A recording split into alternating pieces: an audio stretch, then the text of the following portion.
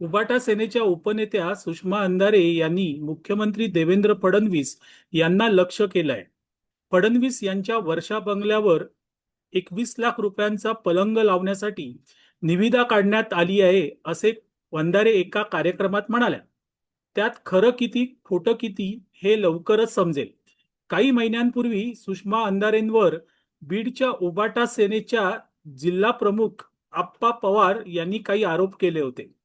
ते मात्र सुषमा अंधारे ताई विसरल्या. एसी कोणी घेऊन दिली हे मला माहिती आहे. फर्निचर कोणी घेऊन दिले हे मला माहिती आहे. सोफे कोणी हे घेऊन दिलेत हे मला माहिती. किराणा सामान कोणी भरून दिले हे माहिती. पैसे जशी देवाणघेवाणाचे व्यवहार जे बोलतात ना त्या पद्धतीने बोलल्यात. आणि परळीतले जे पदाधिकारी तर त्यांना 2-2 लाख रुपयाची त्यांनी मागणी केलेली डायरेक्ट स्वतः बोलून. एसी कोणी घेऊन दिली हे मला माहिती आहे. फर्निचर कोणी घेऊन दिले हे मला माहिती आहे. सोफे कोणी हे घेऊन दिलेत हे मला माहिती. किराणा सामान कोणी भरून दिले हे माहिती. ह्या सर्व गोष्टी माहितीत मला. ऑफिसमध्ये एसी सोफा बसवण्यासाठी सुषमा अंधारे कार्यकर्त्यांवर दबाव आणत आहे, असं तो पदाधिकारी म्हणाला.